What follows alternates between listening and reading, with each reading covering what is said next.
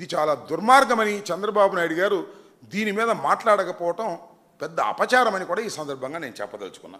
సరే, చంద్రబాబు నాయుడు గారు మాట్లాడకపోయాడు. కూటమిలో ముఖ్యంగా భారతీయ జనతా పార్టీకి సపోర్టర్గా ఉన్నటువంటి వ్యక్తి, జనసేన పార్టీ అధినాయకుడు, సనాతని, ఆయన కూడా మాట్లాడండి. ఇంకేదైనా కావాలంటే మా మీద మాట్లాడటానికి రెడీ అవుతాడు. చంద్రబాబు నాయుడు గారు చెప్పడం మా మీద కాలు దువ్వి మాట్లాడేటటువంటి కార్యక్రమాలు చేస్తాడు. నేను సనాతన అని చెప్పి మొత్తం దక్షిణ భారతదేశంలో సనాతనాన్ని ప్రచారం చేస్తానని చెప్తున్నాడు. కానీ మన రాష్ట్రంలో గోవధ జరిగి గోవుల మాంసాన్ని ఇతర రాష్ట్రాలకు ఎగుమతి చేసేటటువంటి ఒక పరిశ్రమలాగా తయారవుతున్నటువంటి తెలుగుదేశం నాయకులు చేస్తున్నటువంటి విషయాన్ని మాత్రం ఖండించిన పాపాన పోలేదు ఇవాళ చంద్రబాబు నాయుడు గారికి మద్దతు ఇస్తున్నటువంటి పవన్ కళ్యాణ్ గారు. కనీసం మీరైనా మాట్లాడండి స్వామి. నేను సనాతని అని చెప్పి మీరు చెప్పుకునేటటువంటి కార్యక్రమాలు చేస్తున్నారు కదా, ఇలాంటప్పుడు మాత్రం మీరు మాట్లాడరా? మతాన్ని మా మీద ఎగదోలటానికి ప్రయత్నం చేసేటటువంటి సంఘటనలకే మీరు ప్రోత్సహిస్తున్నారు తప్ప నిజంగా ఇలా ధర్మంగా జరుగుతున్నటువంటి న్యాయంగా జరుగుతున్నటువంటి పోరాటాలకి వాళ్ళ హిందువులందరూ బాధపడుతున్నారు. ఇదేంటి, మనం విశాఖపట్నంలో గోవధ జరగడం ఏంటి, ఇక్కడి నుంచి మాంసాన్ని సరఫరా చేయటం ఏంటి, ఇది ఎంత అన్యాయం, ఇది హిందువులకు ఎంత అగౌరవం అని భావిస్తుంటే దాని గురించి మాత్రం సనాతని మాట్లాడు, కూటమి ప్రభుత్వంలో ఎవరు మాట్లాడరు, ఎవ్వరు మాట్లాడే పరిస్థితిలో లేకపోవటం చాలా దురదృష్టకరమైనటువంటి అంశంగా నేను భావిస్తూ ఉన్నా. అంతేకాదు, ఇంకా లడ్డు గురించి మాత్రం బ్రహ్మాండంగా మాట్లాడతారండి. మొన్న 2 రోజుల పాటు జేఈఓ ధర్మారెడ్డి గారిని సిట్టు విచారణకు పిలిచింది. ధర్మారెడ్డి గారు సిట్టు విచారణకు వెళ్ళారు. ఆయన లోపల ఉండగానే మీ దుంపదేగా ఏం పోయే కాలం వచ్చిందో నాకు అర్థం కాల. ఏబిఎన్ అలాగే TV5 ఏం చెబుతారండి, కల్తీ నెయ్యి కేసులో అప్రూవర్గా టీటీడీ మాజీ అదనపు ఈఓ ధర్మారెడ్డి అప్రూవర్గా మారిపోయాడు. ఇంకా లోపల నుంచి బయటకు కూడా రాలా. మనకి ఇన్ఫర్మేషన్ ఎట్లా వచ్చిందో మరి నాకు తెలియదు. ఎవరిది? ఏబిఎన్ రాధాకృష్ణ గారు ధర్మారెడ్డి గారిని విచారణకు పిలిస్తే విచారణ క్రమం జరుగుతూ ఉంటే లోపల నుంచి బయటికి రాకముందే అప్రూవర్గా మారిపోయాడు. అప్రూవర్గా మారిపోవటమే కాదు, ఇంకేదో చెప్తారండి వీళ్ళు. టీటీడీ మాజీ చైర్మన్ వైవి సుబ్బారెడ్డి ఒత్తిడి వల్లనే అన్నీ జరిగాయండి. ఏం జరిగాయేమో నాకు అర్థం కాల. సుబ్బారెడ్డి మీద నెట్టేశారని, సుబ్బారెడ్డి గారి ఒత్తిడి చేయటం వల్లనే జేఈఓ గారు ఈ కార్యక్రమాలన్నీ చేశారు. ఏ కార్యక్రమాలు నాకు అర్థం కాదు. అసలు కార్యక్రమమే లేదు అక్కడ అవినీతియే లేదు, అక్కడ కల్తీ నెయ్యే లేదు, కల్తీ లడ్డూనే లేదు, లేకపోయినా అన్నీ జరిగిపోయినాయి అనేటువంటి మాట మాట్లాడేటువంటి ప్రచారం అసలు సిట్టు కన్నా కూడా వీళ్ళు ఎక్కువ ఇన్వెస్టిగేషన్ డిపార్ట్మెంట్ లాగా తయారయ్యాయి.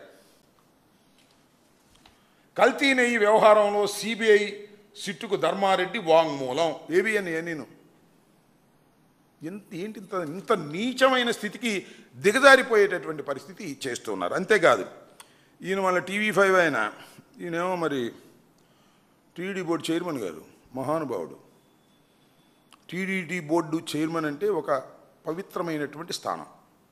ఆ స్థానంలో కూర్చున్నాడు. ఆయన కూర్చున్న టీవీ ఛానల్లో ఎంత తప్పుడు ప్రచారం చేస్తుందంటే అది కూడా అంతే, తందానా. అప్రూవర్గా మారిన టీటీడీ మాజీ ఈఓ ధర్మారెడ్డి అప్రూవర్గా మారిపోయాడంట. అంతా కూడా సుబ్బారెడ్డి మీద చెప్పేశాయంట.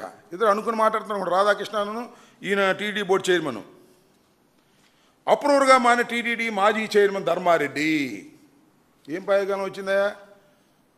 బిఆర్ నాయుడు ఒక పవిత్రమైన స్థానంలో ఉన్నావు కదా, చాలా పాపాలు చేసావు ఇంతకుముందు. ఆ స్థానంలోకి వచ్చిన తర్వాత అయినా సరే పాపాలు మానవయ్యా, ఉన్నదున్నట్టు చెప్పే ప్రయత్నం చేయండి. ఒక పవిత్రమైనటువంటి స్థానంలో నిన్ను కూర్చోబెట్టారు. కనకపు సింహాసనమున సునకము కూర్చోబెట్టినట్టుగా ఒక పవిత్రమైన స్థానంలో చంద్రబాబు నాయుడు నిన్ను కూర్చోబెట్టాడు, ఒక దైవ సన్నిధిలో. TV5లో ఎలాంటి వార్తలు వేస్తామంటే నాకు అర్థం కాదు. అంటే నీకు రాజకీయ కక్ష తీర్చుకోవడానికి నీ ఛానలు నీ పదవిని ఉపయోగించుకునేటటువంటి దౌర్భాగ్యమైన పరిస్థితికి నువ్వు దిగజారిపోయావు. సంప్రదింపులు జరిగినట్టు ధర్మారెడ్డి ఒప్పుకున్నాడంట. ధర్మారెడ్డి గారు బయటకు వచ్చిన తర్వాత మీడియా పీపుల్ అందరూ అడుగుతారు కదా సహజంగా. మీడియా పీపుల్ అడిగారు, ఏంటి సార్ ఏం జరిగిందంటే, దైవాన్ని అడ్డం పెట్టుకొని కొన్ని ఛానల్స్ తప్పుడు ప్రచారం చేస్తున్నాయి, ఇది ధర్మం కాదు, ఇది అన్యాయం అని ఆయన చెప్పాడు. మరి ఇవన్నీ ఏంటి నాకు కథలు అర్థం కాదు. ఏం బిఆర్ నాయుడు గారు, ఏం రాధాకృష్ణ గారు, ఇంకా చాలామంది ప్రచారం చేస్తున్నారు కదా, ధర్మారెడ్డి ఏదో ఒప్పుకున్నాడు, అది ఒప్పుకున్నాడు, నేరం ఒప్పుకున్నాడు. నేరం జరిగితే కదా ఒప్పుకోవడానికి. ఏంటి ఈ నేరం అని నాకు అర్థం కాలేదు. ఒకటే చాలా స్పష్టంగా అనేక సందర్భాల్లో నేను చెప్పాను, చంద్రబాబు నాయుడు గారు దైవాన్ని అడ్డం పెట్టుకొని వైఎస్ఆర్ కాంగ్రెస్ పార్టీ మీద బురద జల్లాలనేటువంటి కుట్రపూరితంగా వ్యవహరించినటువంటి సందర్భంలో నెయ్యిలో జంతు మాంసం, జంతు కొవ్వు కలిసిందని, నెయ్యిలో పంది కొవ్వులు కలిసిందని, దాని ద్వారా లడ్డూలు తయారయ్యాయని, ఆ లడ్డూలు ప్రపంచవ్యాపితంగా భక్తులు తిన్నారని ఒక తప్పుడు ప్రచారం చేశాడు చంద్రబాబు నాయుడు గారు సొంతంగా ఆయన నోటమట. దీన్ని సుప్రీంకోర్టు కూడా ఆధారాలు లేకుండా ఒక ముఖ్యమంత్రి ఎలా మాట్లాడతాడు, ఒక పవిత్రమైనటువంటి లడ్డూ గురించి, హిందువులకు అతి పవిత్రంగా భావించేటటువంటి వెంకటేశ్వర స్వామి ప్రసాదం గురించి ఎలా మాట్లాడతాడు అని నిలదీశారు. అంతేకాదు ఆ ఈవో శ్యామలరావు గారు ఆ రోజు చాలా స్పష్టంగా చెప్పాడు, కల్తీ నెయ్యిని వాడలేదు మేము, నెయ్యిలో కొన్ని అనుమానాలు వస్తే తిరిగి పంపించేశామని చెప్పాడు. పంపించింది మొదటిసారా? కాదే. చంద్రబాబు నాయుడు గారి టైంలోనూ పంపించేశారు, జగన్మోహన్ రెడ్డి గారి టైంలో పంపించారు, రాజశేఖర రెడ్డి గారి టైంలో పంపించారు. ఏదైనా ఒక లడ్డూ తయారీకి నెయ్యి సరఫరా జరిగినప్పుడు ఏ కంపెనీ సరఫరా ఇచ్చినప్పటికీ కూడా ఆ సరఫరాలో నాణ్యతను చెక్ చేసేటటువంటి ఒక మిషనరీ కింద ఉంది. ఆ నాణ్యత కరెక్ట్గా ఉందన్న తర్వాతే అది కొండ మీదకి వెళ్తుంది. నాణ్యత లేదు అని సర్టిఫికేట్ వస్తే వెనక్కి పంపుతారు. ఇలా అనేక సందర్భాల్లో వెనక్కు పంపినటువంటి సందర్భాలు ఉన్నాయి. అది చంద్రబాబు నాయుడు గారా, జగన్మోహన్ రెడ్డి గారా, రాజశేఖర రెడ్డి గారా కాదు, ప్రతి సందర్భంలోనూ చెక్ చేసుకుని క్వాలిటీ బాగోకపోతే పంపించినటువంటి సందర్భాలు ఉన్నాయి. మరి మీరు ఎందుకు మీ టైంలోనే, ఇది వేరే రాజశేఖర రెడ్డి గారో జగన్మోహన్ రెడ్డి గారో ముఖ్యమంత్రిగా ఉన్నప్పుడు కాదు, మీరు ప్రమాణ స్వీకారం చేసిన తర్వాత జరిగినటువంటి వ్యవహారం ఇది. మీరు ఫెయిల్ అయ్యారా? అది ఫెయిల్ అయ్యి జగన్మోహన్ రెడ్డి గారి మీద నెట్టాలని చూస్తున్నారా? లేదు సుబ్బారెడ్డి గారి మీద నెట్టాలని చూస్తున్నారా? లేక ధర్మారెడ్డి గారి మీద నెట్టాలని చూస్తున్నారా? ఏమిటి అన్యాయం అని అడుగుతా ఉన్నా. ఇంత దుర్మార్గంగా వ్యవహరించేటటువంటి కార్యక్రమాలు ఇవాళ మీరు చేస్తున్నారు. అంతేకాదు బోలే బాబా బ్లాక్ లిస్టులో పెట్టింది వైవి సుబ్బారెడ్డి గారు.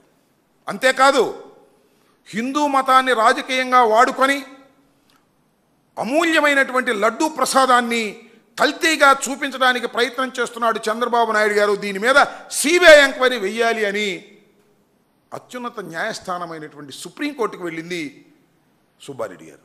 అందుకని సుబ్బారెడ్డి గారి మీద కక్ష కట్టే కార్యక్రమం. కోర్టు అనేక ప్రశ్నలు అంది. మీ ఈవో వాడలేదని చెప్తే నువ్వు వాడిందని ఎలా చెప్తావని ముఖ్యమంత్రిని నిలదీసింది. అందుకని ముఖ్యమంత్రి ఇప్పుడే మాట్లాడు, వాళ్ళ చేత ఎవరి చేత మాట్లాడిస్తాడు, ఎవరి చేత ఆంధ్రజ్యోతి చేత మాట్లాడిస్తాడు, ఈనాడు చేత మాట్లాడిస్తాడు, ఆయన కొన్ని చిన్న చిన్న యూట్యూబుల చేత మాట్లాడిస్తాడు, ధర్మారెడ్డి ఒప్పేసుకున్నాడని మాట్లాడిస్తారు. ఇలాంటి దుర్మార్గమైన ఆలోచనలు చేసేటటువంటి క్రమంలో ఇవాళ నారా చంద్రబాబు నాయుడు గారు ఉన్నారని ఈ సందర్భంగా నేను చెప్పదలుచుకున్నాను. ఇంకోటి కూడా నేను చెప్తున్నా, పారామీటర్స్ విషయంలో, నెయ్యి సరఫరా విషయంలో పారామీటర్స్ నిర్ణయించేటటువంటి క్రమంలో 2016లో 8 పారామీటర్స్ ఉన్నాయి. అదే 2019కి వచ్చేటప్పటికి 9 పారామీటర్స్ పెట్టాం. అదేవిధంగా 2023కి వచ్చేటప్పటికి 10 పారామీటర్లు. అలాగే 2024 వచ్చేసరికి